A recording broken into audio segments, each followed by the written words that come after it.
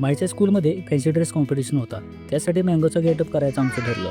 मार्केटमध्ये जाऊन आधीच पिवळा आणि हिरव्या रंगाचा कार्डशीट पेपर आणलेला. मग घेतला मँगो करायला. माई पण बसली मम्मी शेजारी येऊन. तनुश्रीने पेन्सिलने आंब्याची डिझाईन काढली. मग ती मी कापायला घेतले. माईला लय उत्सुकता होती म्हणून ती पण आम्हाला मदत करत होती. दोन्ही साईडने व्यवस्थित आंबा दिसेल असं कापून घेतला आणि नंतर त्यावरचे पांढरे डोळे लावायला कापून घेतले. त्यांना चिपटून बरोबर दोन्ही डोळे काढून घेतले. नंतर मग आंब्याची पाने कापून त्यावरती लावून बघितली आणि खरंच आंब्याची पाने वाटण्यासाठी त्यांना मार्काने बोर्ड केले. तेव्हा कुठं पानागत वाटायला लागली. आता बारी होती आंब्याला नागडोळे तोंड काढण्याची. डोळ्यांना पण बोर्ड केलं आणि ते झाल्यावर नाक काढलं आणि तोंड पण काढलं. नंतर जीभ काढली. आंब्याला हा सर्व द्यायचा होता त्यामुळे लय काळजीने डोळे नाक जीभ काढलेली.